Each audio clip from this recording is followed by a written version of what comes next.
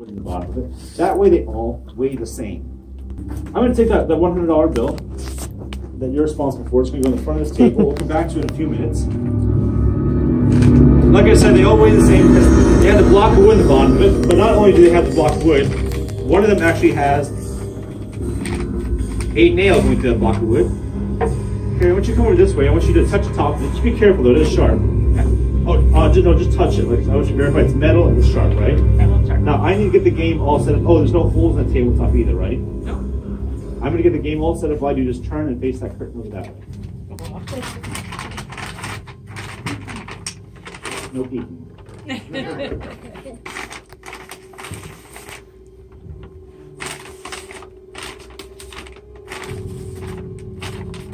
Go ahead and turn back around.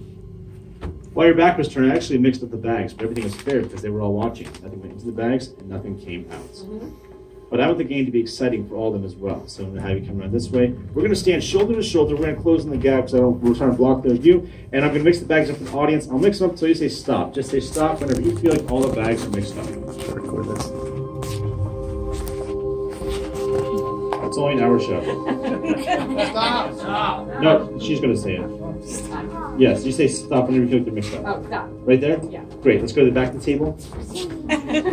So I've mixed the bags up for you. We've mixed the bags up for all of them, but I like the game to be exciting for myself as well. So now it's your turn to mix the bags up for me. Did you see how I did it? I just grab my top and I slide them past each other like that. It only takes about 2 to 3 slides to completely mix them up. Got it? Yeah. Take it away.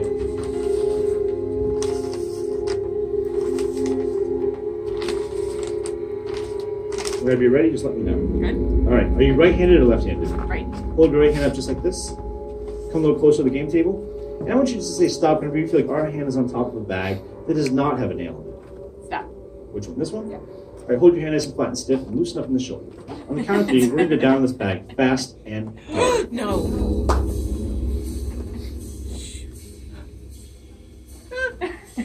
1.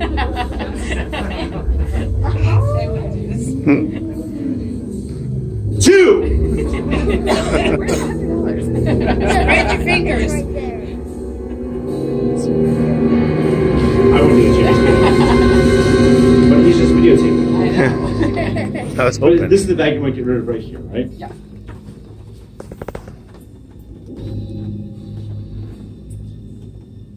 One.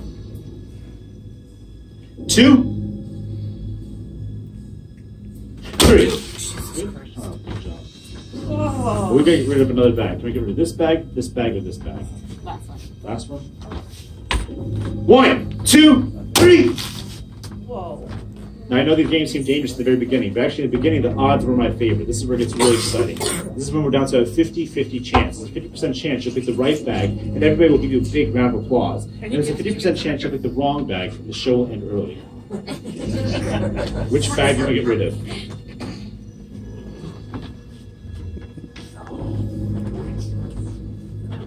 No. 1, 2, 3.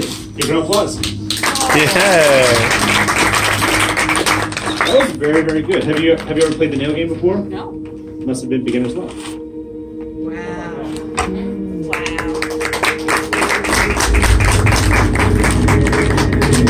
So, the first game is one where I take on all the risk. The second game is one where you take on some risk. But I wouldn't ask you to put yourself in physical harm's way, so you're not going to take on any physical risk. It's going to be more of a financial risk. So what I'm going to do is you're going to be responsible for this gentleman's $100 bill, and all you're going to do is keep track of it. You know, the U.S. government has to keep track of a lot of cash. The way they do it is every single bill has its own unique number. Step a little closer to the game table over this way. You'll see that this one, this is called a serial number here. Would you read the last? It's 2 numbers and a letter. 91I. 91I, so that's the end of a much longer number. You'll see it appears in there twice, but they both end in 91I, 91I, and that's how the U.S. government identifies this bill. Would you mind if she writes her name on this bill? Perfect. Okay, so go ahead. You're going to write your name on this bill.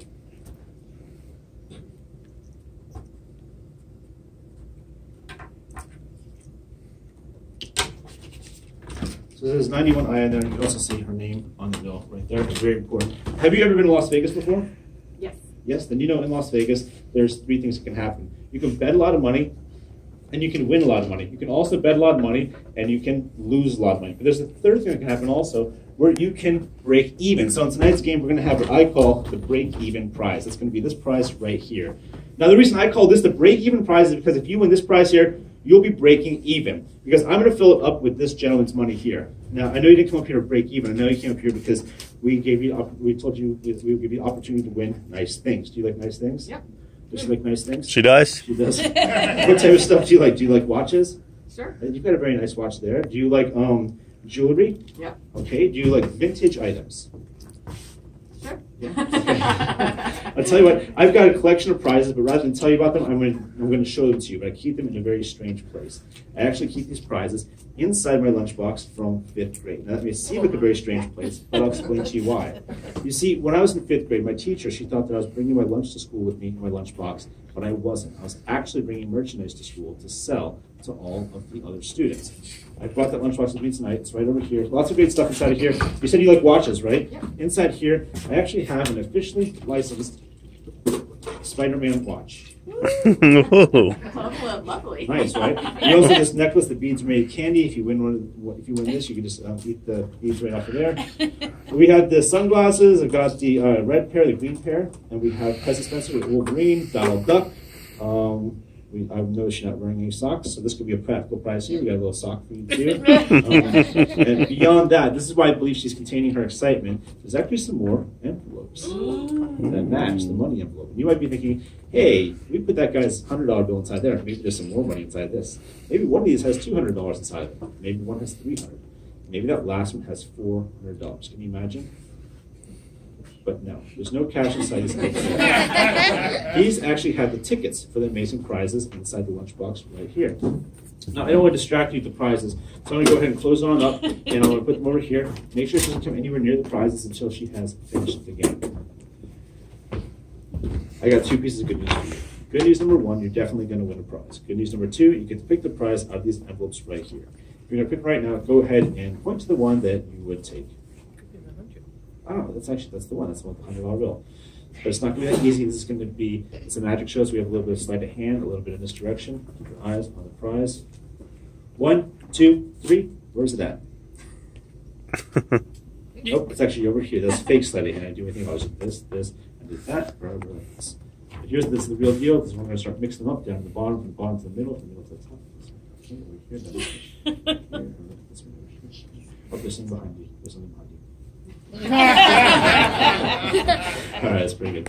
All right, let's come back to the game table over here. We are ready to go. You know, it's interesting. Like, you remind me of a woman that actually came to help us with the show a couple weeks ago. Really, like, there was a lady, she was sitting actually in the same area here. And you guys look a little different. You guys don't look the same, but you have kind of the same demeanor. So I noticed it's like you're getting a little bit quieter, you know, and this lady did too, you know. And the thing was, we had a fun time, me and this lady, but we played the game, we got to the end of the game, and that's kind of where the fun ended, because she went back to her seat. Once she got back to her seat, she sat there while the rest of the audience continued to clap and applaud. Not her. She sat there, she got quieter and angrier and angrier and angrier.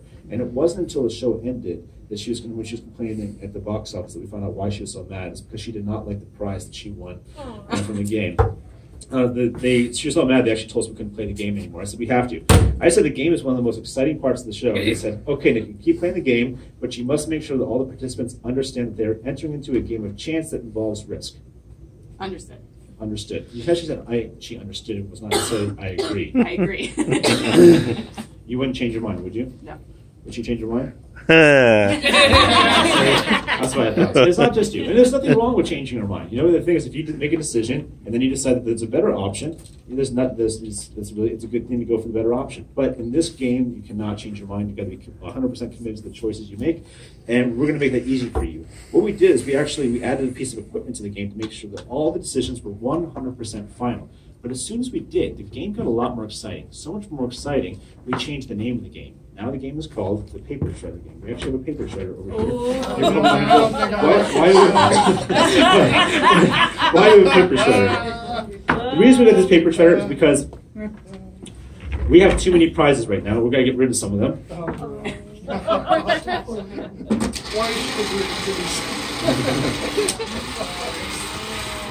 So yeah, we got the 4 prizes here. You're only going to get one of the prizes. Obviously, if you get the $100 bill, it's going to go back to this gentleman over here. You get a different prize. I'll leave it to you guys and what you're going to do with that prize. So any of the prizes you don't want, go right this way, right down into the paper shredder like that. So I've gotten rid of one. It's your chance to get rid of the next one. Take it on out, push it on through.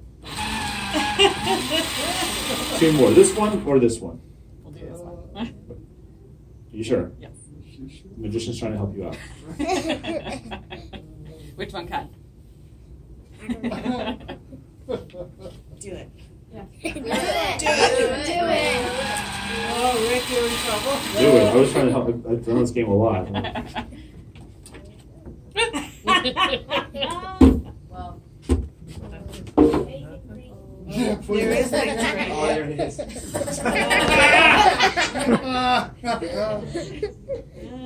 You got 2 options. You can either have what's inside the bin here, or you can have what's inside the envelope over there. See, I would never mess this up. This is a professional magic show. How else do you think we ended up at the back of the gift shop, right? And so, like, what I do is the way I used to do this trick is I used to put $100 inside of each of the envelopes. So no matter which envelope they picked, we always ended up with a $100 bill in that last one. But we can't afford to do the trick with that anymore. So what we do instead is I actually put a $1 bill inside of each of the envelopes, except for yours. And then I use subtle neurolinguistics and reverse psychology to keep track of those envelopes and help guide your choices through it. And then your bill is safe inside the last one there to make sure and prove it's the same one. That's why I had her write her name on that bill. Go ahead and open up that envelope.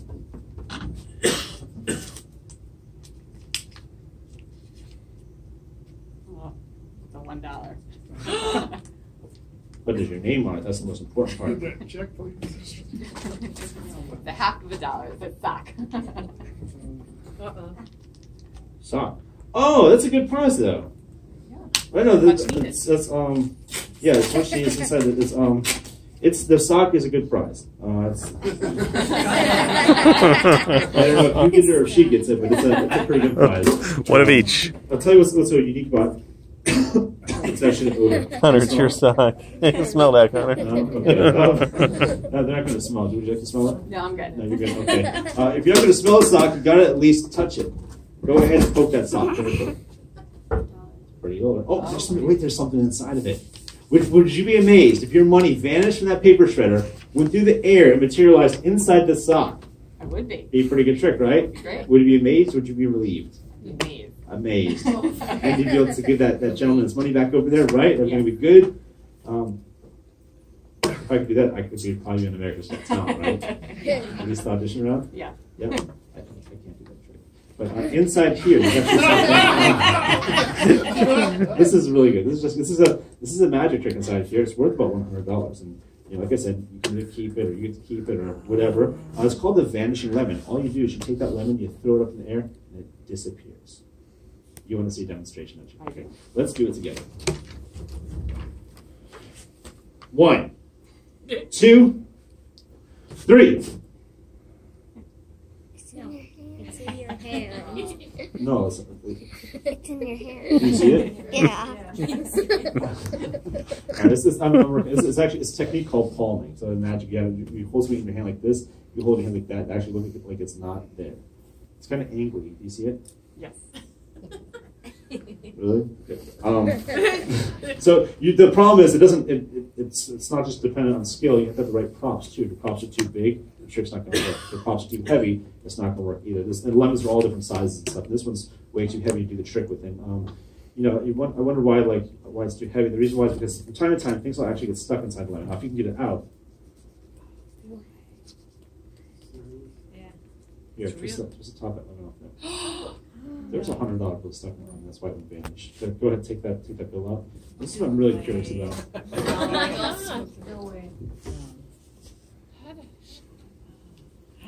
Wait a second. Wait, what's that number on there? 91. 91I. Not only that, you look down here. Her name is written right. Wow.